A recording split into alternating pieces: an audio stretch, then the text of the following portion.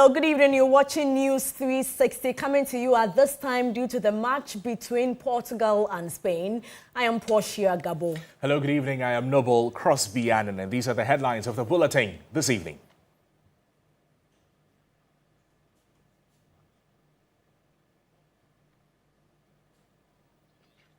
News 360 Headlines is brought to you by Pepsodent Charcoal and Pepsodent Herbal. EcoBank. Coming up this evening, unauthorized development continues at Malam Junction Ramsar Wetlands, despite the President's directive last year for the area to be restored.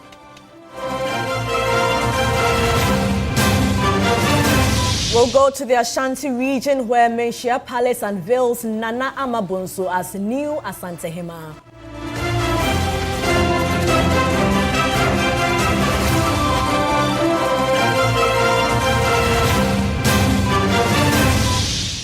Also coming up, lawyers demand former Buffer Stock CEO Hanan be produced before court following his rearrest.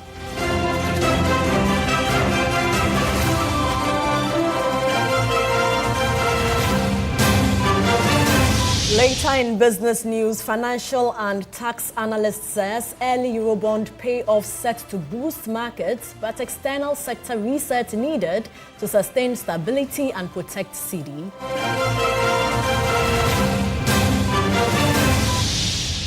Much later in international news, UN Rights Council orders urgent investigation after condemning rapid support forces escalated violence in Sudan's area.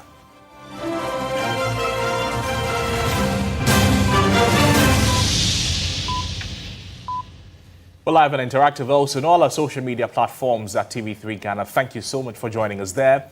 Let's settle for the details. We begin from the Ashanti region where the Menchia Palace has unveiled the 15th Asantehemaa on Monday, known in private life as Nana Amabunsu. She is currently undergoing the necessary customary rites to confirm her full name. TV3 also understands that the new Queen Mother is the cousin of the late former and first mayor of Kumasi, Nana Akwesi Ajaman.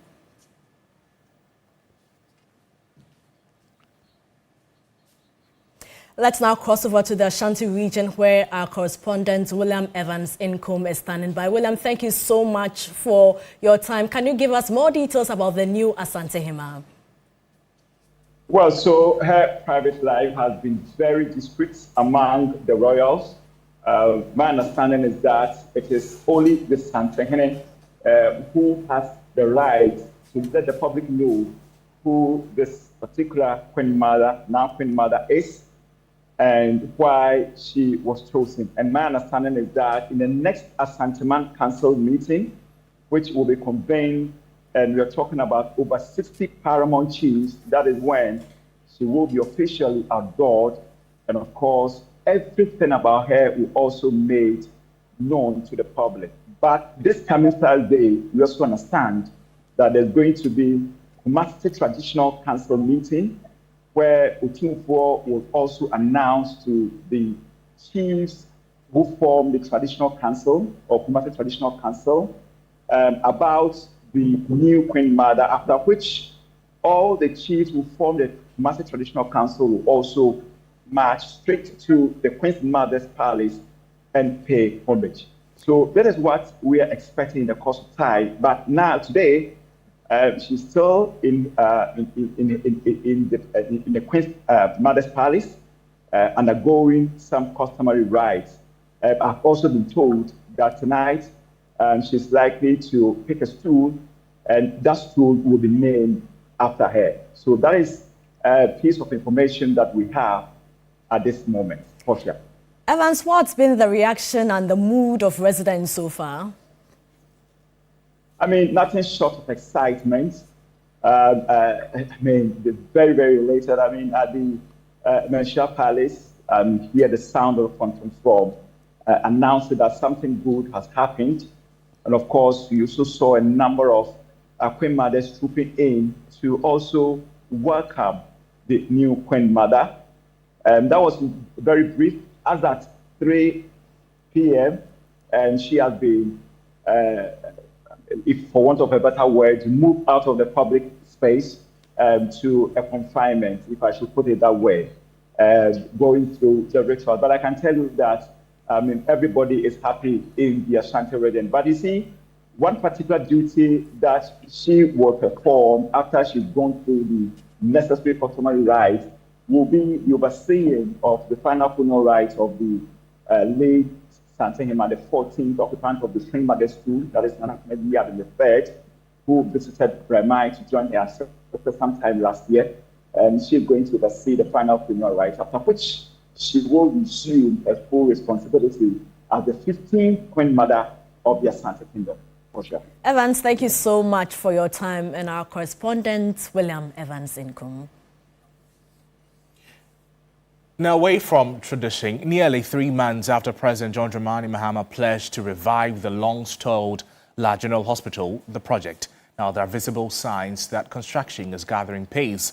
This has offered renewed hope to thousands of residents who have waited for years for the return of a major healthcare facility. Sarah Penkro visited the project site and reports. President Mahama on April 24, 2026 visited the project site and assured residents of the project's completion by November 2027 to ensure they have a referral health facility to meet their health needs. This is the progress of work when the news team visited on Monday, July 6th. Engineers and construction workers were seen casting pillars and completing the third-floor roof slab. At the same time, other teams carried out masonry work, demonstrating coordinated efforts across the construction site. The ongoing structural and masonry activities indicate steady progress across different sections of the building, with multiple phases of the project advancing simultaneously. Since the demolition of the old La General Hospital in 2020, many expectant mothers, children, the elderly, and emergency patients have had to seek care at distant facilities. For residents of La, Teshi, Nungwa, and surrounding communities, the progress is more than just bricks and concrete. It represents hope for easier access to quality health care, shorter travel times during medical emergencies, and relief from the burden of overcrowded hospitals. I've been passing here and I do see a lot of trucks coming in. I think last week I saw a lot of concrete mixer trucks coming in here. So I believe there's progress going on, but as to where the progress is, I cannot pinpoint where the progress is. But from what I've seen, it's a steady progress. They are really working. They're working, be it a holiday, be it a Saturday, be it a Sunday. They're working day, night. They come, they're changing stuff, and running 3 shifts. However, concerns remain. Some residents allege that workers have been laid off due to a lack of funds since the president's visit, affecting the pace of work. A shoot no chumo no fast few ne she economy e ballet slow agbene workers say When he came and left, the work progressed fast. Then it slowed down. Now most of the workers have left. I hear funds haven't come. I will plead with the authorities to visit regularly and engage the workers.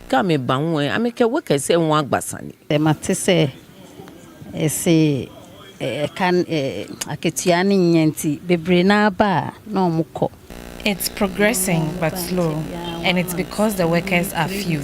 I heard that the pay is no good, so they keep leaving after a few weeks.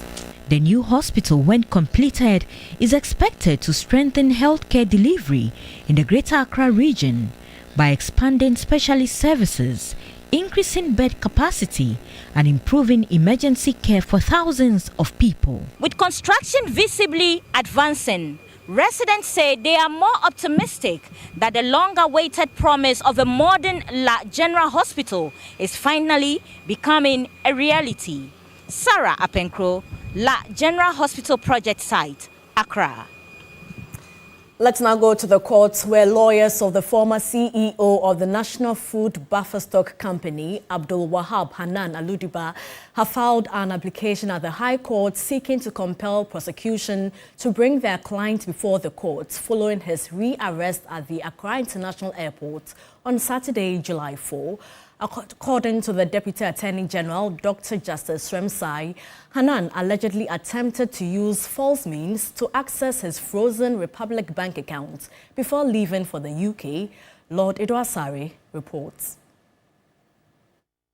The former NAFCO CEO and his wife, Faiza Seidu-Wuni, were rearraigned in May 2026 on 20 charges, including stealing, defrauding by false pretenses, money laundering, and abuse of public office after the Attorney General withdrew and amended an earlier 24-count charge sheet. The two were granted a combined bail of 63.5 million Ghana cedis, with conditions including depositing their passports with a court registry and reporting periodically to IOCO. Following his arrest on Saturday, Deputy Attorney General Dr. Justice Sremsai hinted that the prosecution will seek a review of the court order that granted Aludiba leave to travel out of the jurisdiction. Lawyers for Hanan, led by former Attorney General Godfrey Boadame, rejected the allegations by the Deputy Attorney General.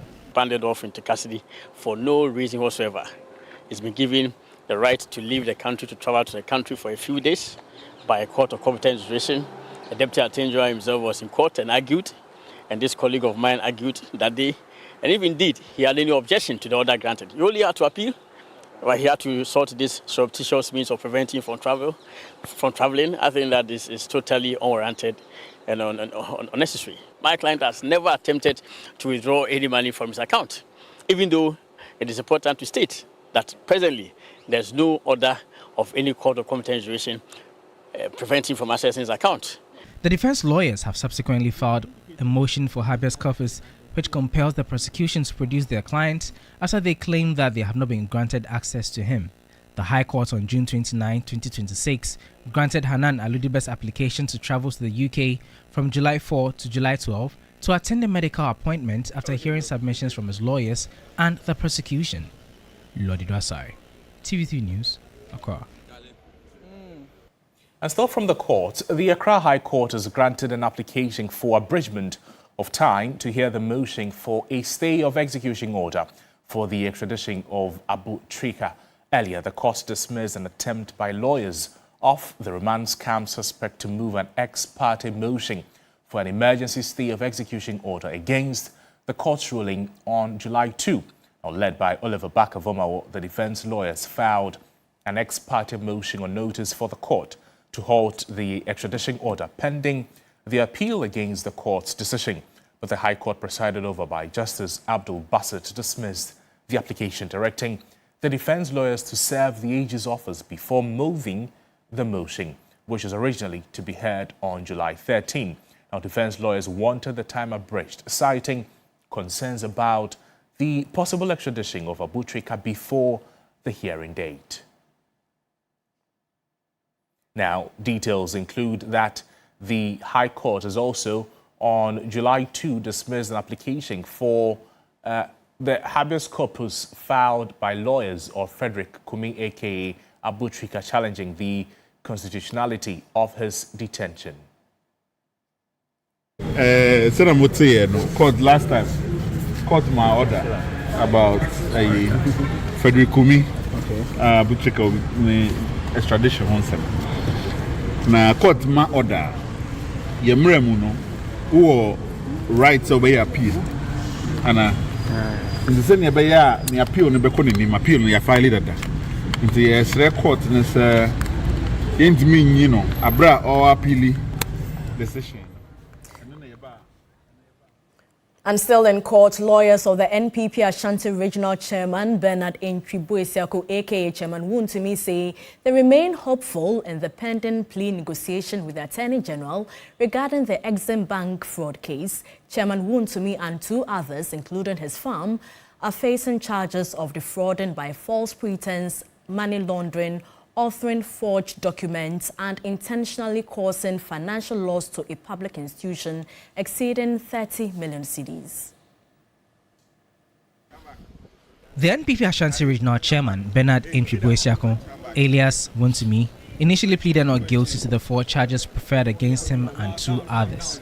He subsequently initiated plea negotiation after urging his lawyers to write to the Attorney General. In court on Monday, July 6, the prosecution led by Principal State Attorney Joshua Saki prayed for an adjournment to finalize the plea negotiations. Defense counsel led by Andy Appiah-Kubi corroborated that the negotiations were still underway but would require more time to conclude. Presiding Judge Halima Abdul-Basit then granted the adjournment and urged the parties to conclude the negotiations and update the court on July 27. Andy Appiah-Kubi spoke after proceedings. We've tabled the proposal, it's being considered.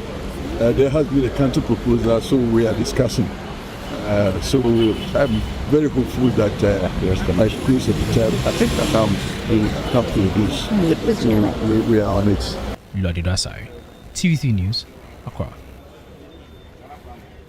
In more stories this evening, Ghana's border security spanning land, air and sea remain a top priority as government intensifies operations to ensure reliability and safety. At the Ghana Immigration Service Commanders Conference, the Minister of Interior, Muntaka Mohamed Mubarak, highlighted new measures to modernize border management, stressing discipline and collaboration at all levels of command. Ghana has a total land boundary of approximately 2,420 kilometers. Its northern border is shared entirely with Burkina Faso, stretching about 602 kilometers. Insecurity in Ghana's northern neighbor, Burkina Faso, has heightened concerns about the possible spread of jihadist attacks southward. These concerns have been exacerbated by the country's extensive porous borders and numerous unapproved entry routes. To bolster national security and address recurring challenges, including human trafficking, terrorism, and cyber-enabled threats, the Interior Minister called for stronger cooperation across the immigration service. There's a lot that is going on. I mean, you will patrol vehicles, additional vehicles to support your business. We are currently in the business of procuring about 20 armored vehicles to support your business. It is not just about meeting the satisfaction of men and women of today. I need to face the structural challenges, and we need to face it in the way that we place it in the law, so that if we correct it today, another batch of people do not come tomorrow and mess it up at home. The Governing Council emphasized the need for discipline within the Ghana Immigration Service, warning that lapses could compromise Ghana's peace, security, and economic confidence. The Controller General of the Ghana Immigration Service said efforts are ongoing to ensure the effective implementation of new systems across the country's borders with the aim of reducing threats to national peace and security. As regional and major entry point commanders, you represent the operational backbone of the service. The efficiency of our border management systems, operational successes across the various commands depend significantly on your leadership, commitment, and cooperation.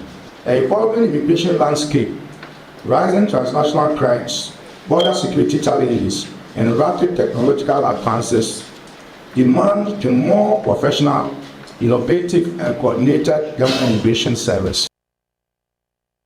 In more news tonight, the Coalition of Civil Society Organizations Against Proliferation of Small Arms has described the directive of the Interior Ministry to revoke or suspend all existing civilian firearm licenses as one being handled in a rush and administratively unprepared manner.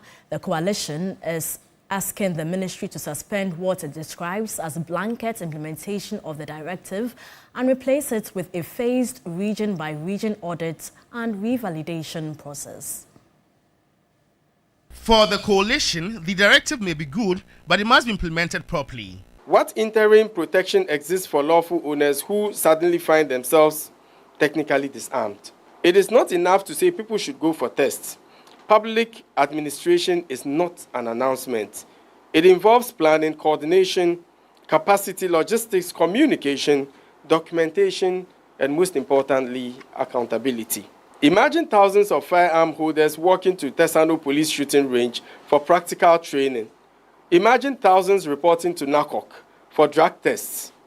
Imagine the pressure on mental health institutions or professionals who are already under-resourced. The solution, the coalition advocate, is not merely to revoke license, but rather to pass a modern law, adequately resource institutions, and build a credible national firearms database. This is why we say the intention may be legitimate, but the implementation approach is problematic. There have been inadequate public education.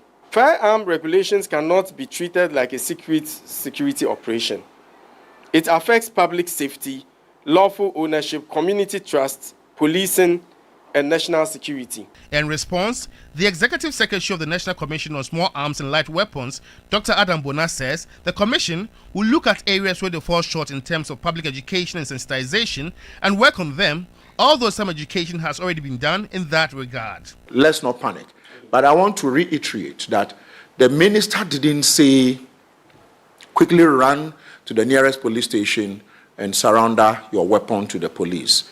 And so maybe sometimes you can speak, and interpretation, it depends on who is interpreting and who is listening. And so I believe that just give us some time. I mean, all these things will be much clearer if, the CSOs and some section of the general public think that it is not too clear.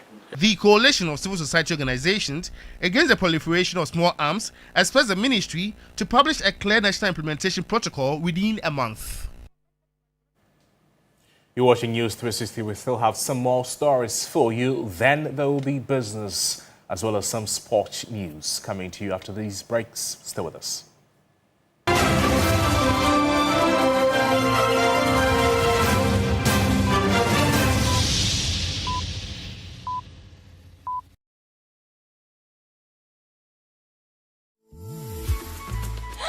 I love President Charcoal.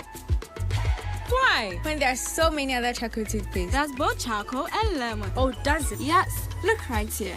Yes. Pepsodent Charcoal has two of nature's powerful whitening ingredients. With the power of activated charcoal and lemon essence, it removes stains and whitens teeth naturally. Convinced? Well, I am. Just look at your beautiful Pepsodent smiles. For naturally whiter teeth, Pepsodent Charcoal.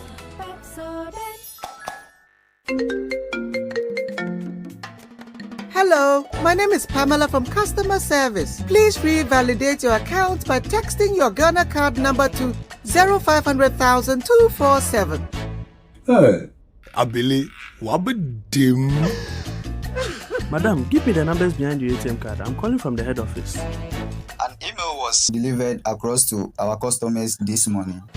Confirm if this is your bank account. 100,100,100.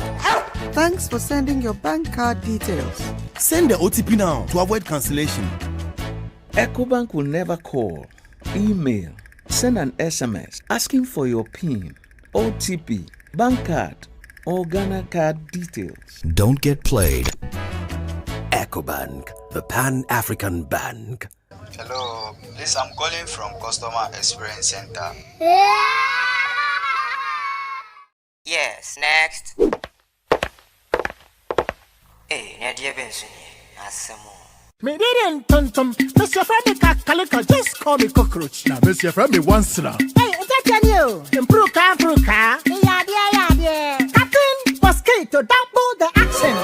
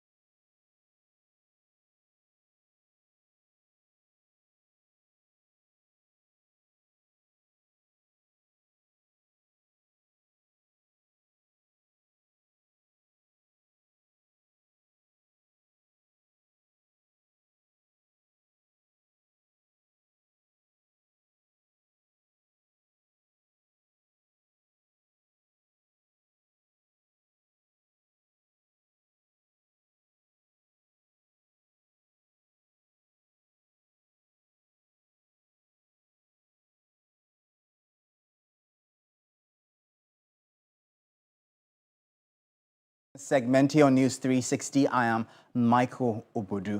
Now, finance and tax analyst says government of Ghana ahead of scheduled settlement of its $700 million Eurobond obligation as a major win for the country's financial landscape, predicting a swift rebound in investor sentiment. Reacting to the early payment, Nelson Kujo-Kwagweji noted that the strategic move is highly positive news for the broader market.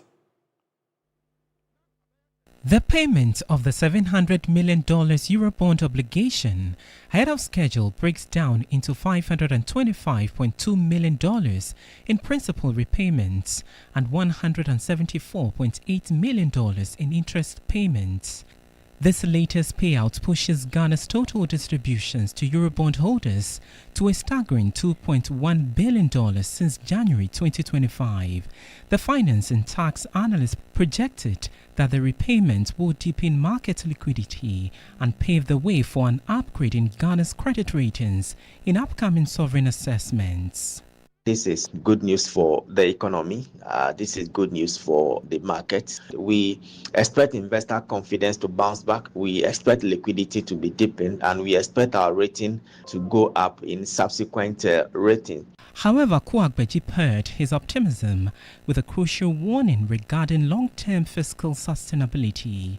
He urged the government to aggressively re-examine its economic strategy, stressing that Ghana must refocus and recalibrate its efforts towards strengthening the external sector. As a country, I think we need to refocus and recalibrate our efforts more towards the external sector in order to rake in the needed effects to support some of these payments and also support the stability of the Ghana cedi. In a related development, technical advisor at the Ministry of Finance, Dr. Theo Echampong, has revealed that the Eurobond payment will have no impact on the exchange rate or the country's foreign exchange reserves.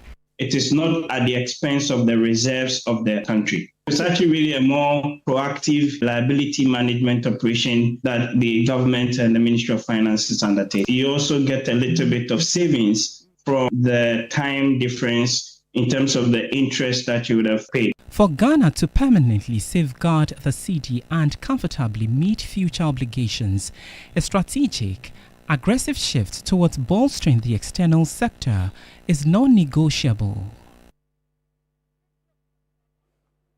Businesses in parts of the capital affected by recent flooding are calling on the government to allocate part of the planned 300 million cedis relief package to help them recover and resume operations. The president announced the intervention after torrential rains submerged homes, businesses and other structures, leaving many counting significant losses.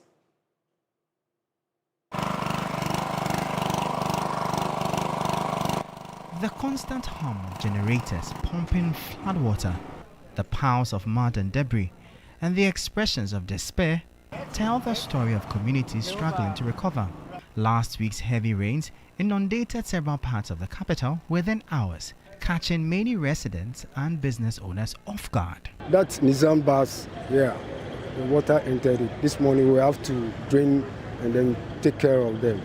So in fact, we face a very hectic problem this morning. Many are still coming to terms with the scale of their losses. I know how much effort and time we put into this. Losing this amount of goods was really shocking. I started crying like a baby. For others, uncertainty now extends beyond damaged property, with concerns growing over the security of their jobs. 90 plus staff, we might have to downsize to be able to manage the situation in the meantime. That means that a lot of people are going to go home, and then incomes for households are going to be cut short, families are going to be affected. In response to the disaster, the president directed that 300 million cedis be made available to support relief and recovery efforts. But business owners say part of the fund should be used to help affected enterprises reopen, protect jobs, and restore livelihoods. We're hoping that we'll get a piece of that, at least to help us take care of our costs and our damages. Also, if we could get some reliefs, we'll be grateful. Because as you can see, a lot of the goods are perishable goods. They are all damaged. And as it stands now, there's not much we can do. And that'll be all for the business segment here on News 360. I am Michael Obudu. Let's bring you updates now from the currency and the commodities market.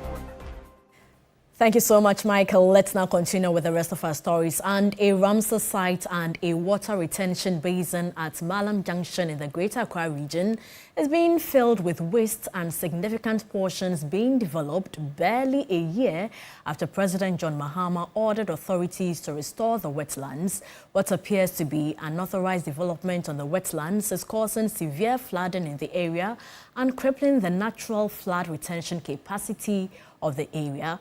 Christian Yali reports. Destruction of the natural sponges in this area has severely reduced the wetland's size. The June 29 rainstorm caused a massive, devastating flood that inundated Malam, Bawe, and the adjoining areas. Residents have cited the heavy encroachment on this Ramsar site as one of the factors. In April 2025, President Mahama visited the Malam Junction Ramsar site and directed immediate demolition of all structures being erected and asked a private company filling the wetland to cease works and restore the site. The assembly here, how did you sit and allow this to happen? Can you imagine the volume of water that this place alone can hold when it rains? And so if you fill it up and you say there should just be a drain passing through, the drain cannot contain that water. They should remove all this, and it should be at the cost of the people who did it. They should take this back where they brought it from. But his orders appear not to have had the impact needed. My visits to the area after the June 29 heavy floods show ongoing construction works and walls being erected. Buildings have been built and active works ongoing close to the base of the Malam interchange, which is seen holding significant amount of water. Drone shots obtained show tricycles dumping waste around the Makati area, and the part of the Ramsar site is affected. Ramsar site is not meant for development. Effect near too much. Authorities and answer or more concerns say also maybe be found into a one more minor In the Malam town, a house close to the transport station went viral after the torrential rains flooded a compound house almost to the rooftop. A week later, I visited the area where residents are still struggling to bounce back. We've lost almost everything to the floods. Some are falling sick. Government must support us to rent in safer areas. We want to relocate from here. I deal in second-hand clothing in my house because I don't have a shop. Everything is gone.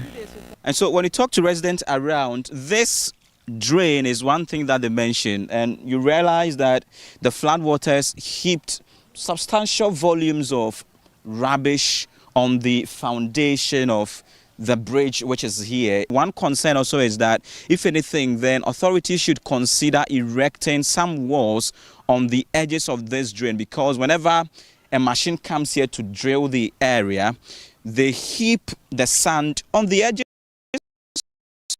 The rain just washes everything back into this.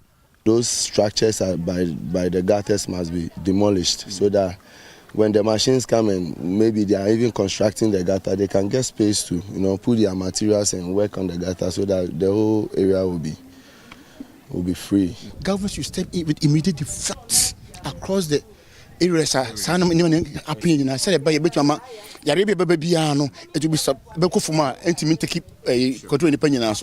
No one was spared by the impact of the floods, but urgent action is needed to stop ongoing encroachment on the wetlands and illegal development there. Christian Yali, TV3 News. This is News 360. We have more stories after this break. Stay with us.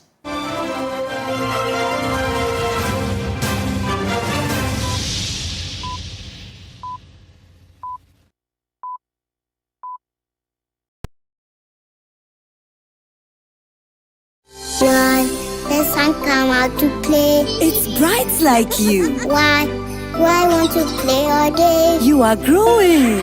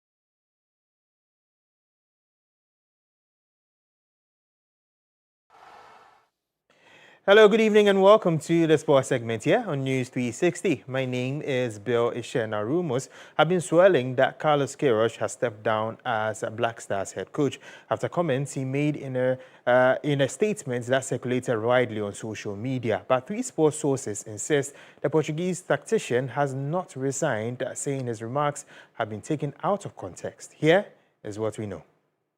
Well, contrary to the rumors spread on the internet in the last 24 hours regarding Carlos Queiroz and his exit as Black Stars head coach, 3 Sports can confirm for you that Queiroz still remains as post as Black Stars head coach. Remember that Queiroz joined the Black Stars in April, signing a 4-month contract which involved him leading the Black Stars to the 2026 World Cup, which he's done. And Queiroz has already overseen 5 games as Black Stars head coach, starting from the game against Wales in an international friendly and ending in the game against Colombia. After the game against Colombia, days after that, Queiroz released a statement detailing Ghana's journey and how everything transpired at the World Cup. That particular statement has generated a lot of conversation on social media, with individuals and also some people claiming that Carlos Queiroz has decided to step down from the Black Stars job. But we can confirm for you, our sources close to the Black Stars team indicate that Carlos Queiroz still remains as Black Stars head coach. Remember that the Black Stars will next be in action in September when they do take on Ivory Coast in the African Cup of Nations qualifiers. It remains to be seen if Carlos Queiroz will be at the helm of affairs when the Black Stars play that encounter. To some more stories, one decision has overshadowed the football at the 2026 FIFA World Cup. FIFA's controversial move to suspend the automatic one-match ban handed to United States striker Folarin Balogun has sparked fierce criticism across the footballing world, raising fresh questions about sporting integrity, political influence, and whether the rules apply equally to everyone. Folarin Balogun was sent off in the United States' round of 32 victory over Bosnia and Herzegovina after a VR review deemed his challenge worthy of a straight red card.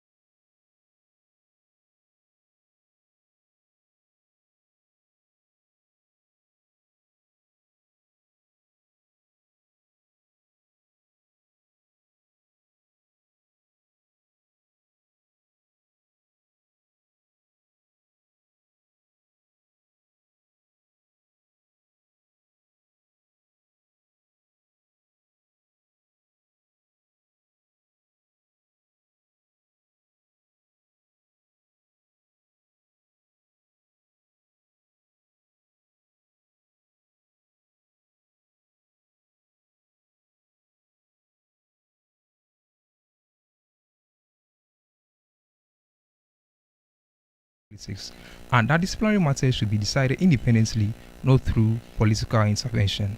And that political angle came after US President Donald Trump confirmed he personally asked FIFA President Gianni Infantino to review the incident.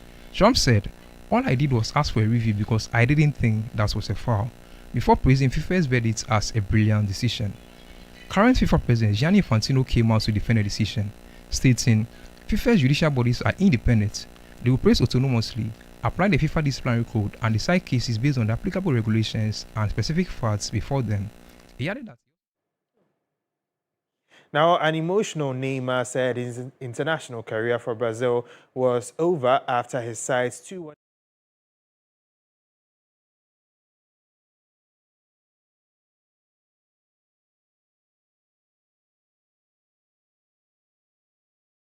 He said, quote, I tried, now it's over. I started here, I finished here. And that's what he said in an interview with TV Global following his side's exit. Neymar's debut for Brazil came in the same stadium at August 2010 when he scored in a 2-0 friendly win external against the United States.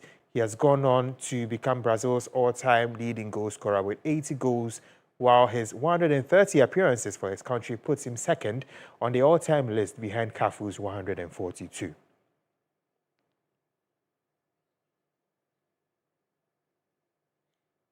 That's it for the sports segment here on News 360. My name is Bill Ishen.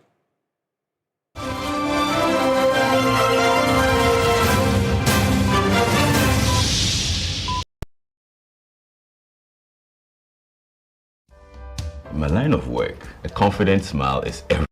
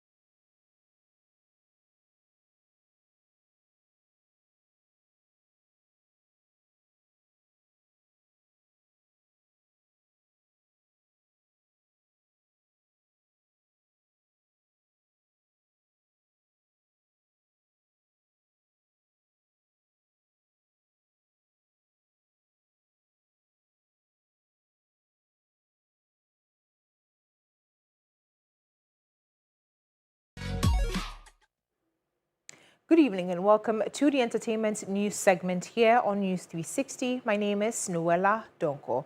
Now, hundreds of young people in Suhum have embarked on a peaceful walk and awareness campaign against illicit drug abuse, urging stronger action to protect the youth from substance addiction. The Suhum Youth Rave concert combined education and entertainment to promote responsible living. Naftali Ba has more.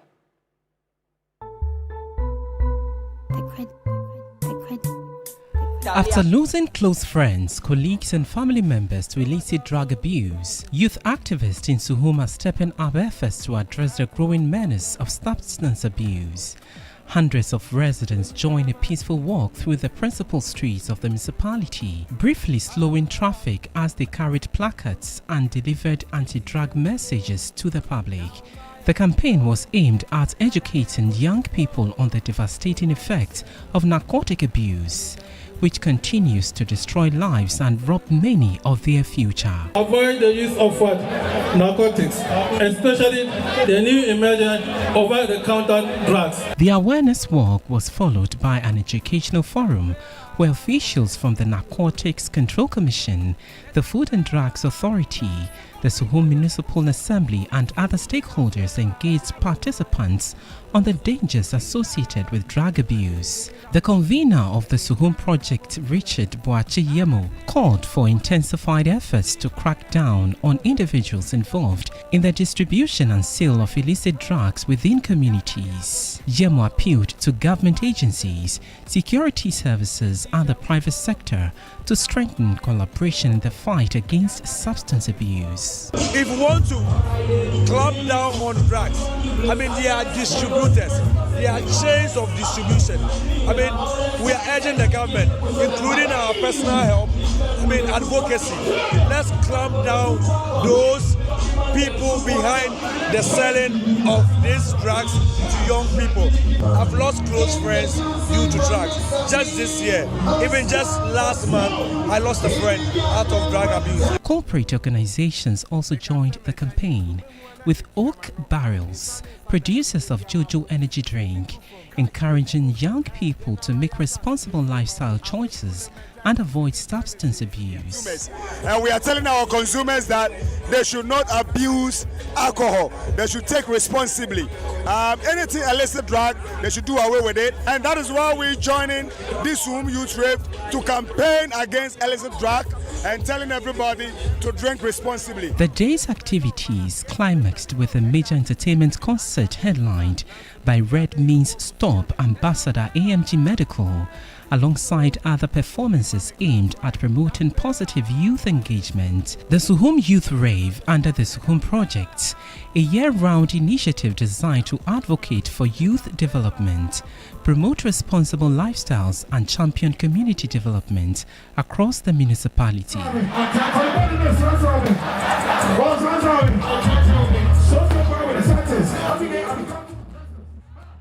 Well, that's it for the entertainment news segment here on News 360. My name is Noella Donko.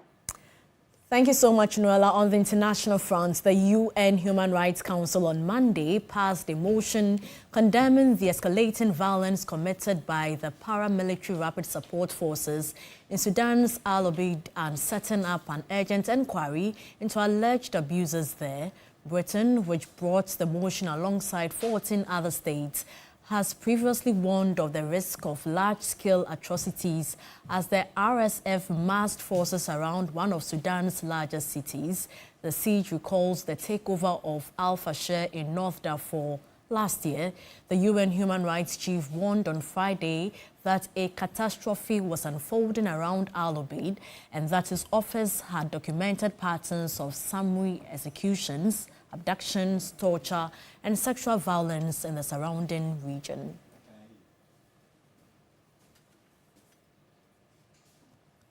We're grateful that you spent the last hour with us. This is News 360. Thank you so much for watching the bulletin. I'm Noble Crosby. And I am Portia Gabo. Up next is the pre-match discussions of the football match between Portugal and Spain. Good evening.